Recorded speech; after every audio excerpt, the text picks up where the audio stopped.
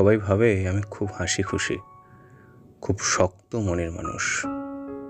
কিন্তু আমার বালিশটা যদি কথা বলতে পারতো, তবে পৃথিবী আমার আসল রূপটা জানতে পারত। মাঝরাতে যখন বুকের ভেতরটা ফেটে যায়, তখন চিৎকার করে কাঁদতে ইচ্ছে করে, কিন্তু আমি পারি না। পাশের ঘরে মা ঘুমোচ্ছে বা বাবা জেগে আছে, তাই আমি বালিশটাকে সাইলেন্সার হিসেবে ব্যবহার করি। আমার সমস্ত আর্তনাদ, সমস্ত অভিযোগ এই তুলোর আস্তরণটা শুষে নেয়, দেওয়াল ভেদ করে শব্দটা বাইরে যেতে দেয় না। সকাল হলে আমি আবার হাসি, আবার সবার সাথে কথা বলি। কেউ বোঝেও না এই বালিশটার এক পিঠে কতটা নোনা জল জমে আছে।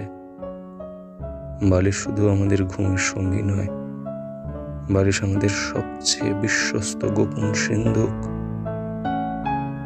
কান্না লুকিয়ে রাখার জন্য বালিশের মতো ভালো বন্ধু পৃথিবীতে আর কেউ নেই।